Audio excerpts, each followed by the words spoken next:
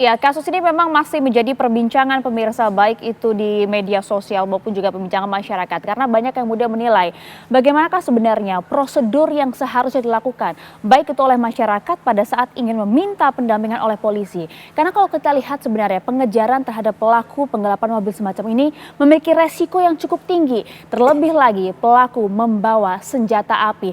Hal-hal yang tidak diinginkan tentu harus dihindari. Bagaimana kemudian polisi juga merespon hal ini? Karena kalau kita lihat paling tidak sejauh ini dari total 4 hingga 5 pelaku yang diprediksi ada pada saat di lokasi TKP ini, kemudian sudah 2 diantaranya sudah diamankan, dan kita ingin lihat sebenarnya apakah prosedur yang benar sudah dilakukan atau tidak. Kita akan bahas hal ini bersama dengan sejumlah narasumber kami di Apa Kabar Indonesia Malam. Sudah hadir bersama dengan kami ada Hasbiallah Ilyas, anggota Komisi 3 DPR.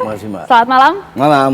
Dan juga sudah hadir bersama kami ada Mas Hairul Fahmi, pengamat militer Institute for Security and Strategic. Selamat malam. Selamat malam. Mas Hairul, terima kasih sudah hadir. Dan juga hadir pula bersama dengan kami ada Profesor Albertus Wahyu Rudianto, Guru Besar PTIK dan pengamat kepolisian. Terima kasih sudah hadir Pak Wahyu. Selamat malam Mbak Maria. Selamat malam. Dan kami pun juga sudah menghubungi dari pihak TNI pemirsa, namun hingga saat ini belum dapat bergabung bersama dengan kami dalam diskusi. Kami harapkan nanti akan segera ada respon dan juga dapat bergabung bersama dengan kami pada malam hari ini. Kami ingin lihat dulu sebenarnya, apakah kemudian yang sudah dilakukan oleh korban dalam hal ini sudah merupakan suatu hal yang sudah semestinya dilakukan? Apakah ada prosedur yang memang tidak dilakukan oleh korban sehingga tidak mendapat pendampingan? Catatan dari Anda seperti apa Pak Wahyu? Terima kasih Mbak Maria. Jadi kasus ini memang menarik karena menunjukkan harapan dari publik akan sensitivitas Polri. Itu yang saya lihat sangat menonjol. Saya perhatikan di media ada 2 pendapat. Satu pendapat mengatakan bahwa ini polisi harusnya nggak nolak, ya, karena harus melayani dan melindungi. Satu pihak bicara mengenai harus ada prosedur. Saya kira pada situasi seperti ini, itu polisi tidak bisa semuanya hanya basic pada prosedural. Ada sensitivitas ya yang harus dilakukan sehingga orang yang datang itu merasakan kehadiran negara dalam hal ini polisi. Nah, saya sudah berkomunikasi dengan teman-teman di Polda Banten, karena wilayahnya Polda Banten, rupanya sudah dilakukan pemeriksaan terhadap anggota Polsek ini untuk minta penjelasan lebih detail kronologi ketika kejadian itu. Apakah waktu itu kan ini ada pihak korban kan bilang saya berikan bukti ditolak, tapi pihak polisi bilang nggak menunjukkan bukti. Ini mau dicek sebenarnya. Kemudian saya juga cek karena wilayahnya ini ternyata di Polres Cilegon, sementara yang menyatakan tersangka kan di Polres di Tangerang. Info yang saya peroleh nanti dari pihak Pom Angkatan Laut katanya Senin akan rilis oleh pihaknya. Tapi intinya yang ingin saya maksudkan, polisi harus selalu responsif, harus selalu siap menerima apapun, tetapi ada kan wilayah diskresi di pasal 18 Undang-Undang 2018. Pasal diskresi menyebutkan polisi melakukan sesuatu sepanjang untuk kepentingan publik.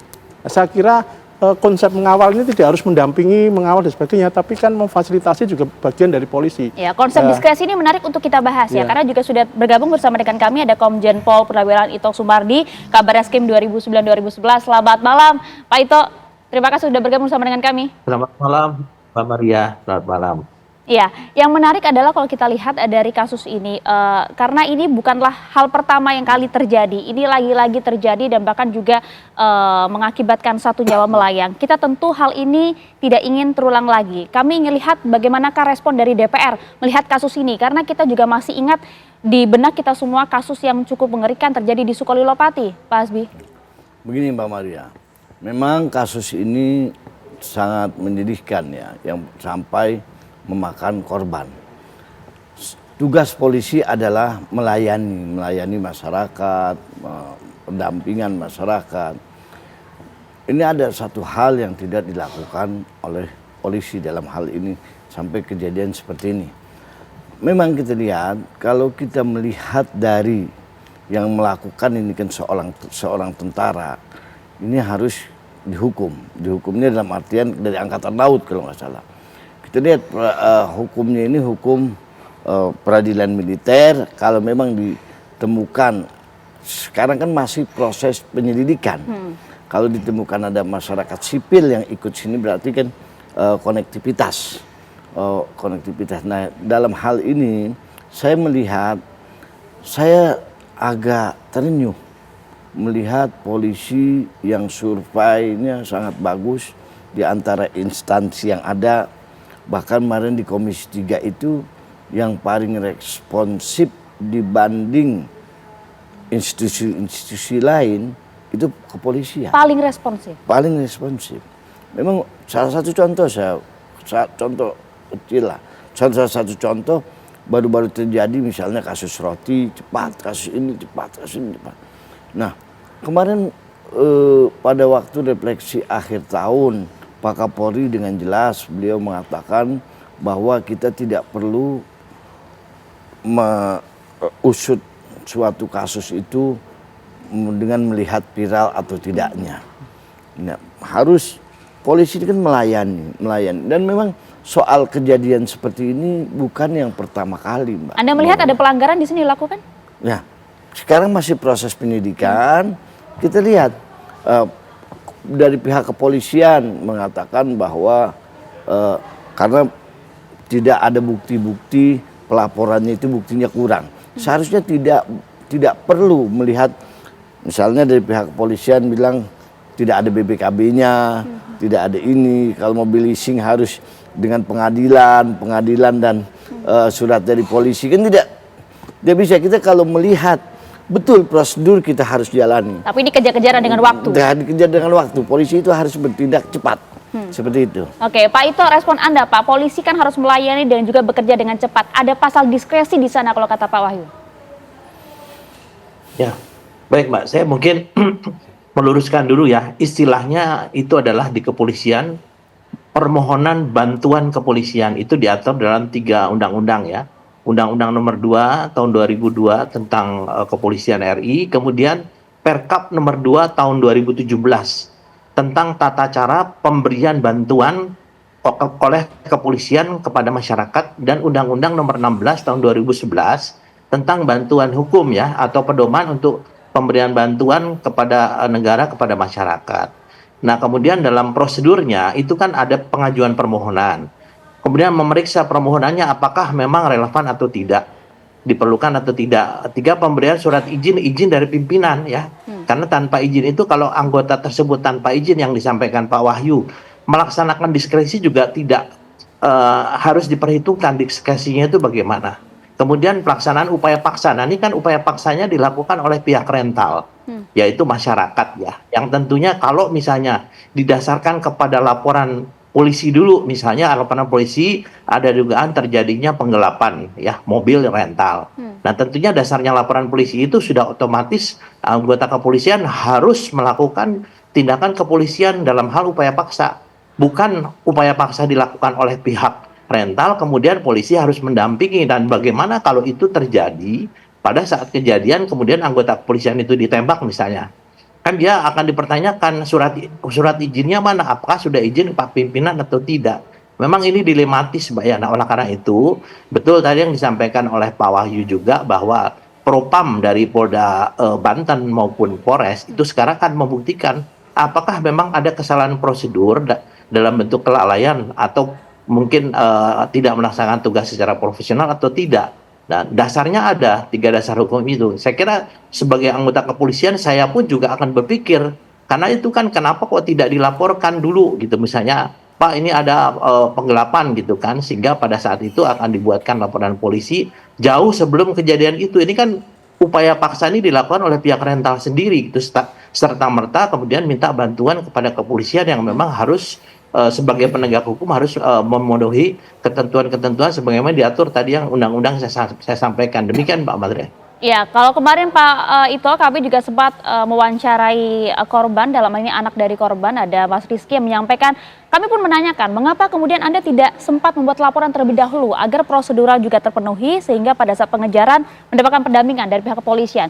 Disampaikan bahwa memang pada saat mengetahui tersebut mobil sudah dibawa lari, sudah masuk menuju ke wilayah tol begitu ya, dan memang dikejar oleh waktu. Bahkan memang kalau kita lihat sempat langsung meyakinkan kepada pihak kepolisian apa yang kemudian harus kami penuhi sehingga kami bisa mendapatkan pendampingan. Dalam masalah yang emergensi, darurat semacam ini, apakah tidak bisa kemudian masyarakat mendapatkan hal diskresi tadi yang dimaksud oleh Pak Wahyu, Pak Ito?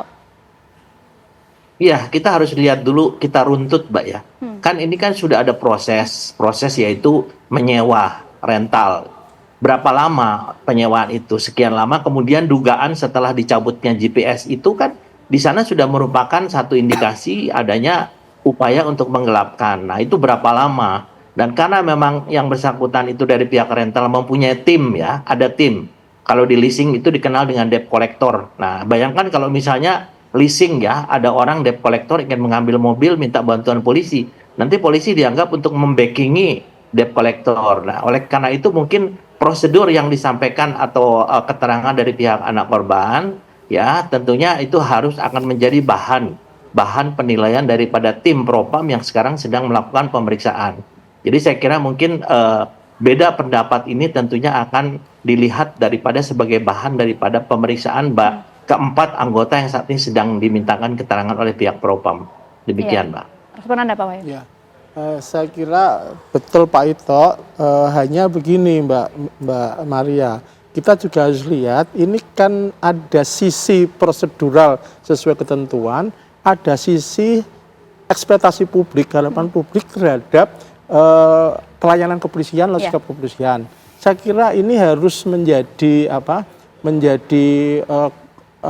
kompilasi yang sangat efektif sehingga tadi misalkan ada laporan, saya kira didengar dulu dan upaya paksa, betul Pak Ito, upaya paksa itu ada aturannya, tetapi polisi kan bisa membantu misalkan, di mana yang Bapak, karena kan menurut yang saya baca di media, ini ceritanya kan ada GPS, pihak rental tahu GPS-nya dipotong, Betul, berarti ada upaya untuk melakukan sesuatu, inilah tindakan yang nggak benar.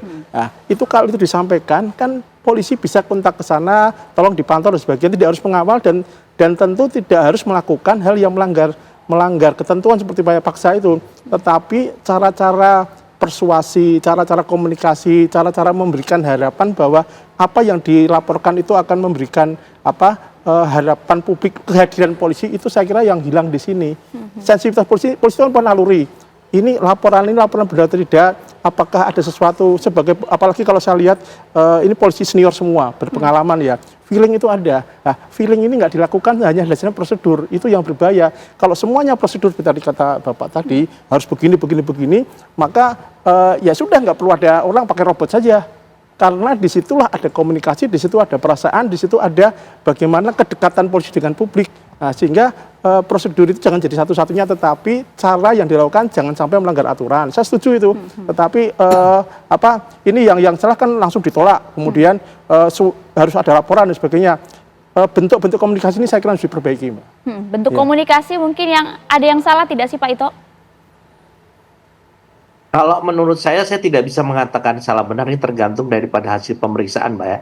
Karena tentunya keterangan dari pihak yang berbeda itu akan menjadi bahan pemeriksaan. Kan kalau saya juga pernah mengalami jadi polisi selama 35 tahun, Mbak, dan mengalami hal yang sama. Kadang-kadang demikian, kalau misalnya kita melakukan satu tindakan, kemudian tindakan itu menurut saya sudah benar secara diskretif ya. Diskretif, tapi ternyata kita disalahkan mendapatkan ini. Akhirnya anggota juga pasti ragu-ragu. Nah, disinilah memang penting. Di sini ada Bapak dari Komisi 3 ya Pak, yang mungkin juga bisa menjadi satu bahan yang dibuat satu pedoman bagi anggota kepolisian agar dia tidak ragu-ragu dalam bertindak gitu. Karena ini kan kalau diskresi itu kan di luar hukum, Mbak ya. Sehingga dia bisa saja dipersalahkan. Sehingga kalau misalnya anggota itu melakukan diskresi kemudian pada akhirnya merugikan dia dan karirnya dia, tentunya ini akan membuat anggota lain akan ragu-ragu. Inilah yang dialami oleh kepolisian saat ini ya. Jadi sehingga di sini penting adanya satu pedoman bagi anggota kalau sudah melakukan tindakan yang benar secara diskretif ya, melakukan diskresi, maka dia jangan dipersalahkan, asal bisa dipertanggungjawabkan. Kan harusnya demikian. Setelah dia melakukan tindakan, dia melapor kepada pimpinan mengambil alih tanggung jawab, bukan malah pimpinan nanti justru menyalahkan anggota tersebut. Ya kasihan, nanti semua anggota akan ragu-ragu dalam bertindak.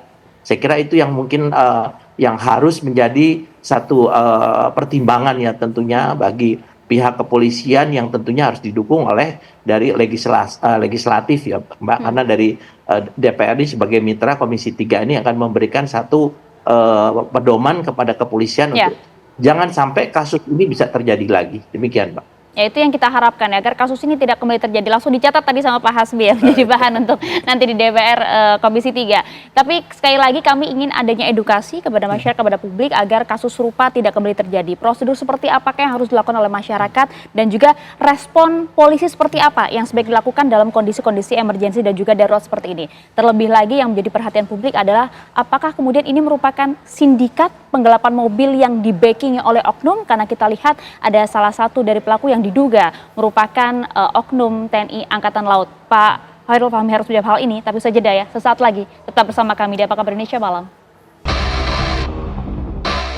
Sebelum kita lanjutkan diskusi pemirsa, kami hadirkan terlebih dahulu berikut adalah kronologi penembakan dari bos rental mobil yang terjadi di rest area KM 45 Tol Tangerang Merak pada Kamis 2 Januari 2025 lalu. Kalau kita lihat di layar kaca pemirsa, ini memang sempat terjadi pada pukul 4 dini hari atau 4 pagi begitu ya, korban sempat melacak dan juga menemukan mobil miliknya yang dibawa kabur di depan minimarket yang berada di sebuah rest area di Tol Tangerang Merak.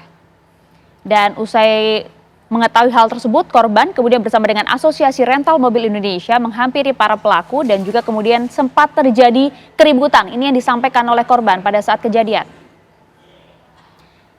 Tak berselang lama, kemudian sekitar pukul 4:30 salah satu pelaku ini sempat mengeluarkan pistol kemudian menembak ke arah korban. Ini merupakan ayah dari Rizky atau pemilik mobil rental tersebut, di mana para pelaku kemudian langsung melarikan diri dengan menggunakan mobil ke arah wilayah Jakarta. Dan kalau kita lihat hingga saat ini total sudah ada 4 pelaku yang diamankan, 2 merupakan masyarakat sipil dan juga 2 lagi diduga merupakan oknum TNI Angkatan Laut. Pak Khairul Fahmi, melihat hal ini ada dugaan keterlibatan dari anggota TNI. Catatan Anda? Iya, ini kasus penembakan di tol Tangerang Merak KM 45 ini saya kira menambah panjang ya deretan kasus kekerasan oleh oknum aparat TNI maupun Polri ya sebenarnya juga terhadap warga sipil ya, apapun alasannya begitu ya. Dan ini juga kasus ini juga mengingatkan masyarakat gitu ya terhadap kasus penembakan atau pembunuhan di rut PT Asaba tahun 2003 ya, yang dilakukan juga oleh oknum TNI AL ya. Nah, ini saya kira menunjukkan masih ada ya celah gitu ya yang memang harus ditutup, harus dibenahi gitu ya dalam konteks praktek pengawasan ya, personil gitu ya, baik dalam kegiatan kedinasan atau aktivitas kedinasan maupun di luar kedinasan, termasuk dalam aktivitas dan pergaulan sosialnya. Ini yang apa namanya seringkali lemah dalam prakteknya gitu ya, sehingga memunculkan potensi-potensi ya pergaulan atau aktivitas yang kemudian mengarah pada perbuatan-perbuatan melawan hukum, perbuatan-perbuatan yang menyalahgunakan kewenangan atau kekuasaan gitu. Nah, ini yang saya kira memang perlu tutup lah gitu ya celahnya ini. Tapi kalau kita lihat kan sebenarnya ini kan tidak 1-2 kali terjadi dan juga tidak bisa dihindari dan jumlahnya pun juga tidak 1-2 kalau maksud saya. Artinya pengawasannya akan seperti apa sih dilakukan? Ya, saya kira makanya pengawasan ini sudah ada aturannya sama tadi, SOP-nya sudah ada lah ya pengawasan. Lagi, Pak ya kan, makanya kalau kita bicara SOP sudah ada, tapi prakteknya ini kita bicara praktek yang seringkali karena ini kawan dengan kawan sudah akrab sudah ini akhirnya jadi tingkat kepercayaannya juga tinggi ya, sehingga akhirnya ada ada potensi melemahnya pengawasan terutama di satuan bawah gitu ya, itu kan lebih yang mestinya dia lebih rapat, ini lebih lebih rekat juga interaksinya, kemudian itu menimbulkan kesulitan dalam praktek pengawasan misalnya gitu ya. Tapi di sisi lain juga kalau kita bicara tadi ini sudah banyak kejadian ya, saya kira memang kasus-kasus ya atau praktek aparat nakal, aparat melakukan perbuatan melawan hukum atau melakukan tindak kriminal gitu ya. Ini berpotensi terjadi dimanapun, di negara manapun, mau apa namanya, tidak hanya di Indonesia, tidak hanya dalam konteks kita bicara TNI dan Polri saja gitu ya. Itu di banyak tempat selalu berpotensi terjadi. Nah, yang paling penting kemudian apa? Selain pengawasan sih, yang saya kira perlu juga untuk memberikan efek jerah ya tentu penegakan hukum yang fair dan akuntabel. Ini yang apa namanya juga perlu diperlihatkan sehingga setidaknya potensi-potensi apa namanya, kalaupun tidak bisa dihapuskan ya, karena potensinya selalu mungkin terjadi, peluangnya selalu mungkin terjadi ya. Kalaupun tidak bisa dihapuskan, dinihilkan gitu ya, setidaknya ya bisa diminimalisir atau dikendalikan lah peluang potensi-potensi apa namanya, perbuatan melawan hukum. Itu dia, kalau kita lihat kan Panglima TNI Jenderal Agus Subianto kan juga sudah membenarkan bahwa anggotanya terlibat hal ini dan juga akan ada tindakan tegas yang akan kemudian dilakukan oleh TNI. Melihat ini merupakan sindikat yang memang bukan merupakan para pelaku-pelaku yang amatir, yang merupakan sindikat yang kemudian dibackingi oleh anggota. Melihat fenomena ini seperti apa? Nampaknya masyarakat juga pada saat kejadian ini terjadi nggak kaget, ada yang membackingi ini nampaknya. Iya, ya karena itu apa namanya, ya gaya hidup, pergaulan, itu tadi yang kurang terawasi. Dan ya kalau kita mau lebih jauh lagi ya keteladanan pimpinan itu juga perlu gitu ya, yang membuat supaya ini mereka juga tidak terjebak pada pergaulan yang apa namanya, yang negatif, yang toksik begitu kan, atau kemudian juga tidak terjebak pada apa namanya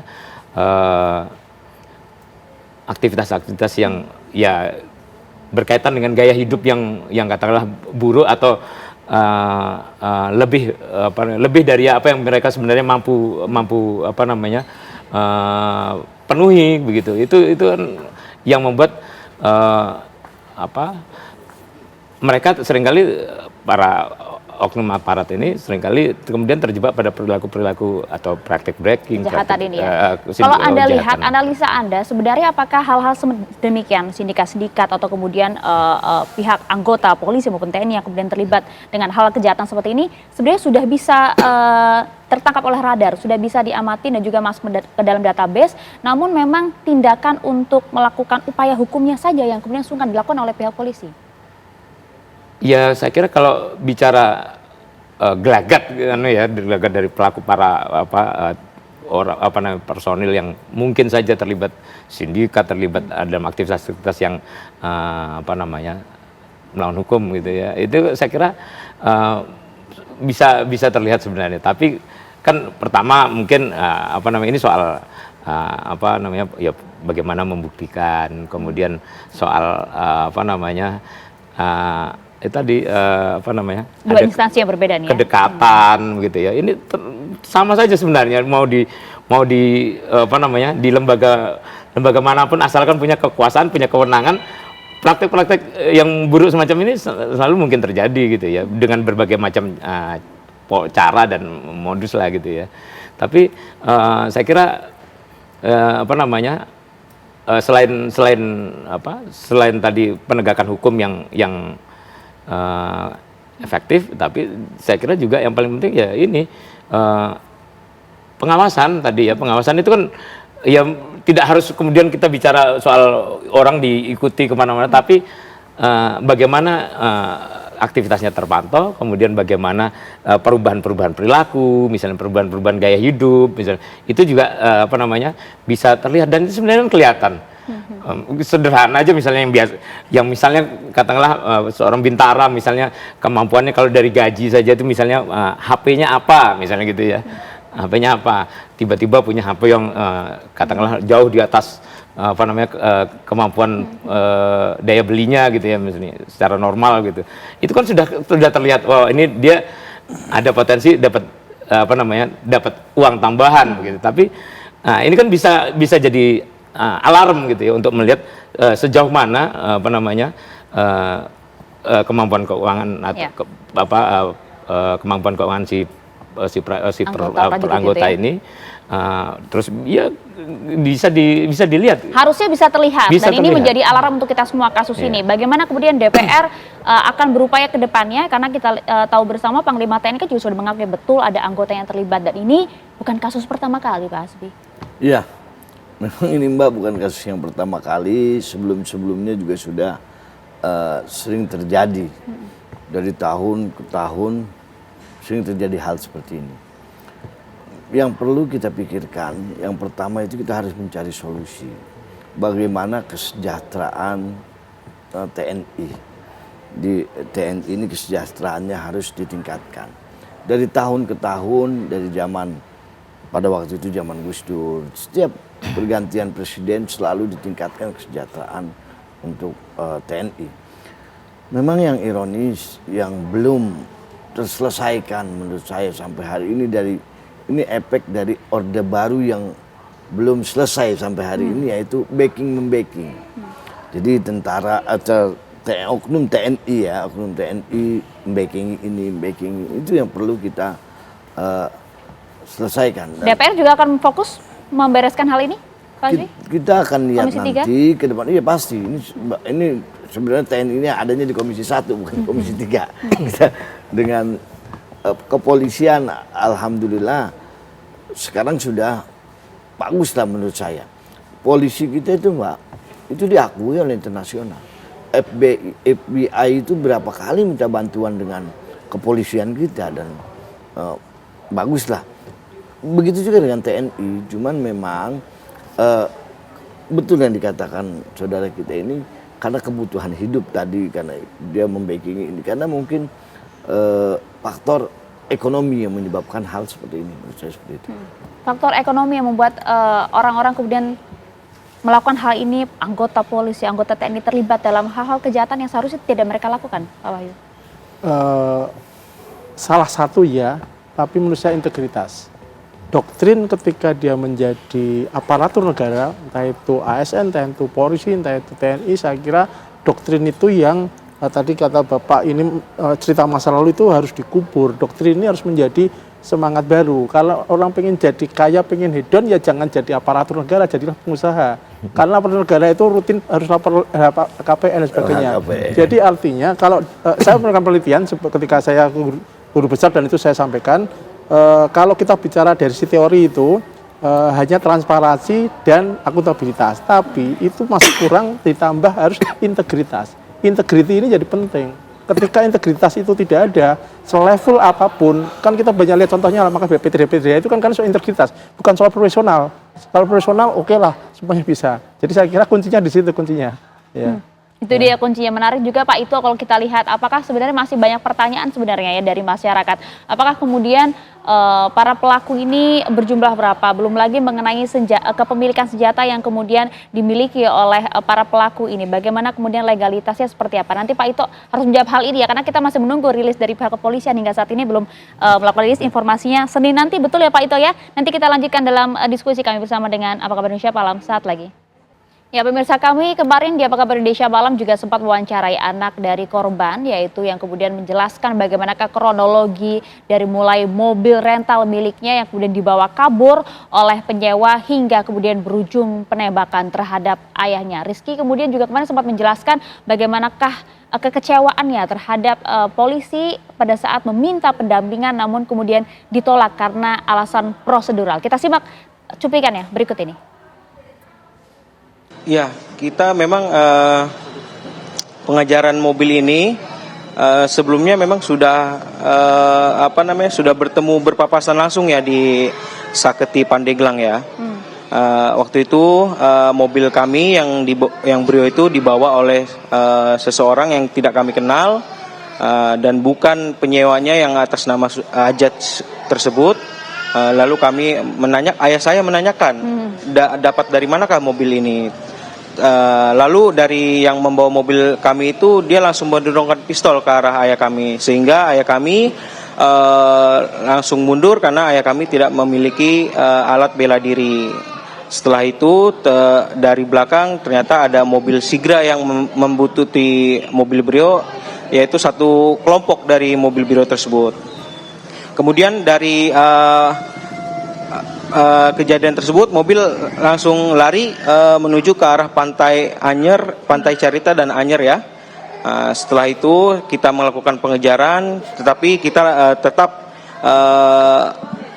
berpikir anggota tim itu berpikir bagaimana caranya mengambil mobil kami, sedangkan di mobil kami itu terdapat senjata api. Maka dari itu pada saat di Pantai Sambolo Anyer, kita mobil Brio tersebut berhenti sekitar 15 sampai 20 menit. Lalu kita inisiatif untuk menghubungi Polres atau Polsek terdekat. Kebetulan pada saat itu Polsek Cinangka lah yang terdekat dari lokasi kami. Hanya berjarak 2 km Polsek Cinangka dengan mobil Brio kami.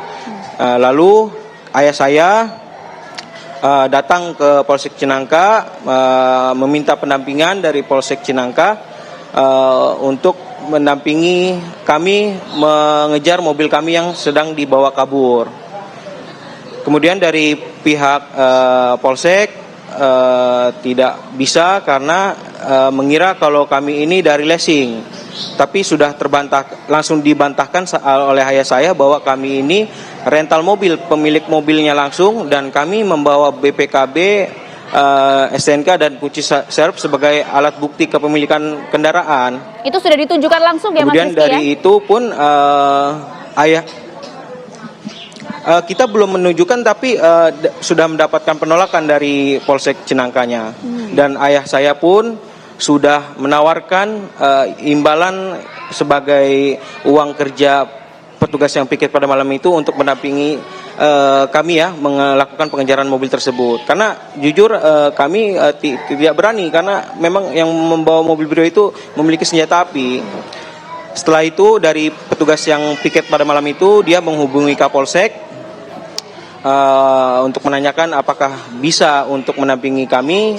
Ternyata dari pihak Kapolsek pun tidak menerima pendampingan terhadap kami.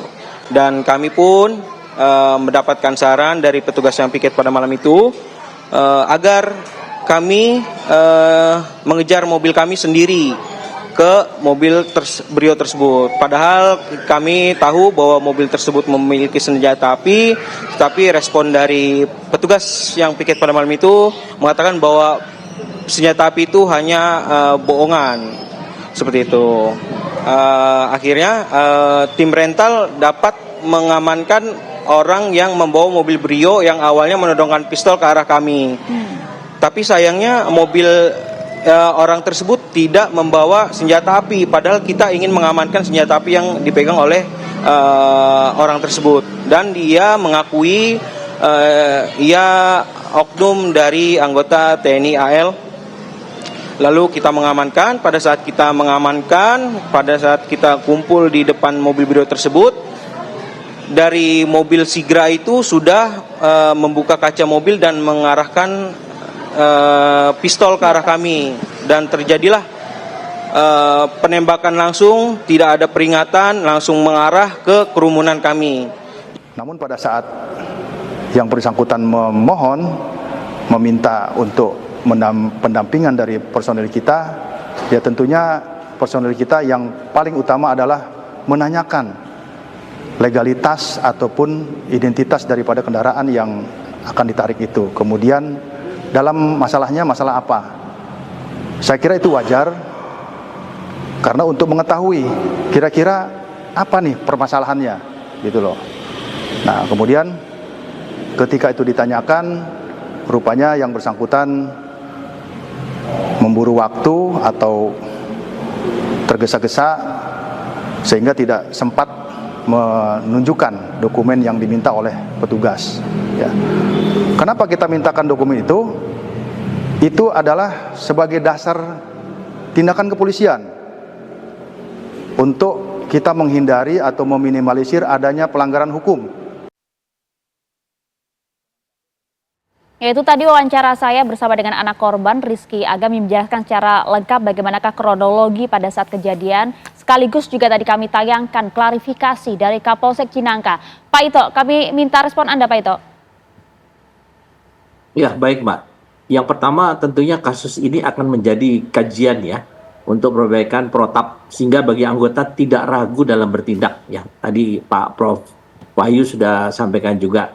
Yang kedua, protap ini merupakan pedoman dasar ya dalam melakukan tindakan kepolisian. Tapi ada juga namanya diskresi atau fleksibilitas ya bagi anggota berdasarkan satu perhitungan ya, pertimbangan tertentu. Tentunya ini harus dapat dipertanggungjawabkan sehingga anggota tersebut tidak terkena sanksi apabila melakukan diskresi. Kalau saya melihat tayangan video, Mbak, analisa saya, memang di situ terjadi kontak fisik, ya, kontak fisik, sehingga kini juga perlu pendalaman dari pihak internal TNI yang untuk mendalami kenapa kok sampai oknum itu menembak. Apakah dia dalam keadaan terdesak atau apa? Tapi meskipun itu tetap salah ya, tetap salah. Nah, dalam hal ini saya kira mungkin kita juga harus melihat kasus ini secara komprehensif, terutama dari pihak kepolisian yang sebagaimana saya sampaikan tadi, jangan sampai ada seolah-olah kita tidak istilahnya melakukan satu tindakan atau pelayanan kepada masyarakat, sementara anggota masih mempertimbangkan apakah tindakan yang akan dilakukan itu karena ini ada upaya paksa, ini akan berakibat kepada yang bersangkutan apabila memenuhi permintaan tersebut. Kita belum tahu apakah memang betul dari pihak rental itu betul-betul sudah menunjukkan sebagaimana disampaikan oleh anak korban, atau mungkin dari versi kepolisian mereka belum menunjukkan tapi sudah minta untuk didampingi. Saya kira ini satu hal yang memang akan membuat anggota ragu-ragu. Demikian Mbak Maria. Iya, tadi disampaikan oleh anak korban pada saat kemarin saya mewawancarai, memang belum sempat ditunjukkan tapi sudah ditolak oleh pihak kepolisian dari Polsek Cinangka pada saat itu, Pak. Disampaikan bahwa disuruh mengejar sendiri tanpa pendampingan, dan meskipun sudah dikatakan memang pelaku ini membawa senjata api. Disampaikan oleh Polsek Cinangka katanya itu merupakan senjata api bohongan gitu Pak. Jadi monggo untuk mengejar sendiri tanpa pendampingan karena tidak ada pelaporan. Apakah demikian prosedur yang harus dilakukan?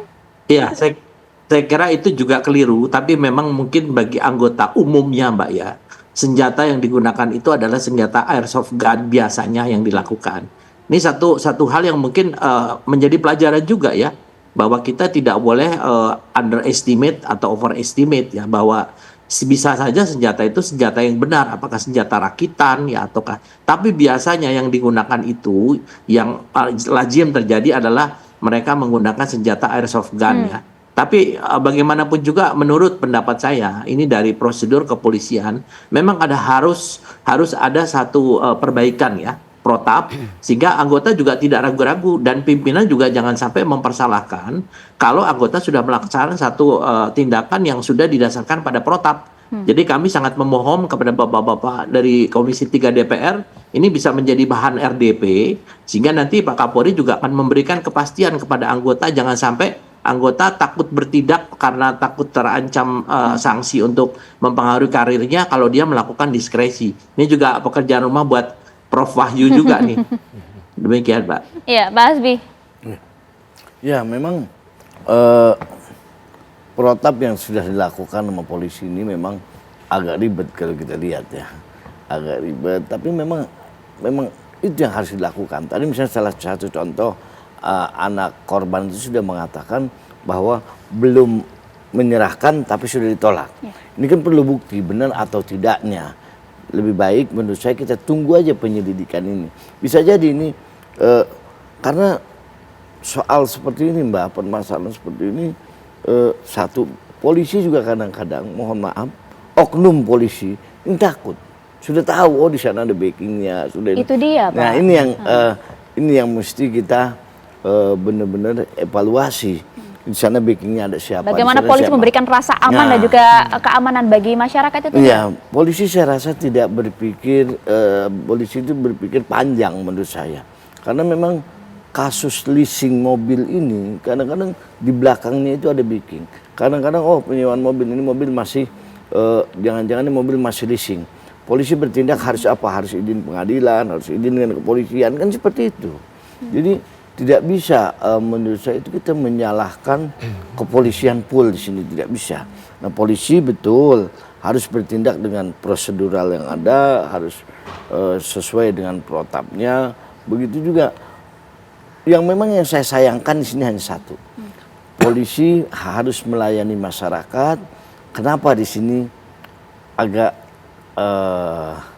itulah agak Ragu-ragu. agak gitu ya. ragu-ragu. Seharusnya tidak boleh ragu gitu, polisi tidak boleh. Tapi polisi itu punya insting yang kuat. Saya meyakini polisi punya insting yang kuat dan polisi kita itu terkenal kok di nasional. Ya. Dan saya yakin mampu. Menarik berbicara mengenai insting yang kuat dari polisi, Pak Wahyu. Bagaimana kemudian seharusnya respon dari pihak polisi untuk bisa menentukan, menakar situasi-situasi darurat dan juga cara penanganan yang tepat. Itu dijawabnya nanti ya. Sesaat lagi tetap bersama kami. Iya, tentu kita ingin memberikan edukasi kepada masyarakat bagaimanakah kemudian prosedur yang tepat yang seharusnya dilakukan pada saat mereka ingin meminta pendampingan dari pihak polisian, karena tentu masyarakat inginnya mendapatkan rasa aman dan juga dilindungi oleh pihak polisi, yang mana kemudian polisi ini harus memiliki sense of sensitivity yang cukup tinggi, memiliki daya takar yang tepat dalam kasus-kasus ataupun situasi-situasi darurat maupun emergensi, dan juga menentukan cara yang tepat, Pak Wahyu. Seperti apa seharusnya? Iya, kalau pertanyaan ini saya ingat betul dosen saya dulu, Profesor Septo Raharjo, pesan sekali ke saya, kamu besok kalau ketemu dengan polisi, waktu itu saya belum ketemu dengan polisi karena belum dosen polisi, beliau bilang rumus polisi itu O2 plus H, otot, otak, hati nurani. Ya, jadi polisi harus cerdas. Tadi kasus ini tadi di penembakan ini, polisi ketika di Cinangka dia dapat laporan, dia harus secara cepat memutuskan. Ada aspek administrasi yaitu SOP, ada aspek yuridis harus bagaimana untuk upaya paksa, tapi ada aspek sosiologis. Nah tadi yang disampaikan oleh Pak Ilyas tadi, ada ketakutan ketika oh itu ada backingnya, ada senjata. Ini harus diformulasikan, maka yang dilakukan oleh seseorang itu harus cepat. Misalkan, ternyata ketemu dengan lapor, dia lapor ke atasannya, laporannya jangan hanya Pak saya ini ada begini, Pak ini ternyata ada begini-begini. Itu dari mana? Dari komunikasi, jadi kecerdasan. Yang kedua, ketika sudah dia cerdas, dia juga harus punya kemampuan untuk analisa dengan cepat, reaktif, dan ini yang menurut saya agak lemah. Mengapa lemah? Ini pendidikan, saya di Lemdik ya di Polri. Teman-teman mohon maaf ini DPR minta dibantu nih Pak. Di teman-teman Bintara itu pendidikannya 6 bulan Pak. 6 bulan itu yang bersifat dan fisik itu kira-kira 50%. Jadi dia hanya dapat ilmu 30%, macam-macam ilmu, dan sekarang harus menangani masalah yang sangat kompleks. Saya kira ini harus dibenahi secara struktural dari hilirnya, sehingga harapan tadi yang disampaikan Pak Ito ini bisa tercapai. Nah, dengan begitu maka ketika dia mengambil keputusan, dia bisa cerdas tapi juga menggunakan hati nurani. Tadi disampaikan oleh Bapak ini tadi, ketika hati nurani itu berarti ketika orang datang, dia kan berharap ada dalam tanda petik backup ya, ada pelayanan oleh polisi. Itu kan macam-macam caranya. Nah, itu yang bisa dilakukan kalau dia kemampuan yang cerdas dan pakai hati nurani. Ketika itu nggak dipakai hati nurani itu dengan integriti. Kalau hati nuraninya sudah, ini bisa kita peras nih, ini bisa kita 86, habis sudah. Nah, saya kira itu yang mendasarnya jadi penting, dan jangan lupa dari jumlah anggota polisi se-Indonesia 460.000 itu yang perwira hanya 8%. Jadi 90% lebih itu mohon maaf pendidikan yang sangat dalam. Masyarakat juga harus paham mengenai hal ini, sehingga harapan kita dengan adanya kemajuan teknologi, kemajuan pengetahuan, harapan masyarakat yang semakin tinggi, saya kira polisi juga harus dibantu, didorong dengan selain soal pendidikan juga sistem. Tadi Pak Ito minta kepada para yang terhormat yang di DPR ini membuat aturan-aturan, karena tadi ketakutan untuk mengambil keputusan itu juga banyak muncul Pak. Misalkan tadi ketakutan, ini faktor sosiologis ini, kadang-kadang nggak diperkirakan orang, kan, maka polisi kadang-kadang mohon maaf ini ada yang lebih baik saya menghindar lah daripada nanti saya jadi masalah baru. Selain dengan pimpinan juga dengan masalah publik. Nah, hal ini saya kira harus bisa diputuskan secara komprehensif nih Mbak. Itu dia, analisa yang tepat ya Pak Hairul Fahmi ya? Iya, ya saya kira para personil ini, baik prajurit TNI maupun personil kepolisian ini memang harus ditingkatkan lah ya kemampuannya untuk melakukan perkiraan keadaan dan kemudian menentukan cara bertindak yang tepat dalam situasi tertentu, termasuk situasi darurat gitu ya, yang membutuhkan tadi bukan sekedar otot dan otak tapi juga hati nurani. Ini saya kira penting ya. Kemudian dalam konteks tadi kasus-kasus macam ini, saya kira tadi saya perlu sedikit mengulang bahwa hal semacam praktek-praktek buruk ini selalu mungkin terjadi di belahan bumi manapun, ini selalu mungkin terjadi. Tapi tentu saja institusi negara tidak boleh kalah kan. Yeah.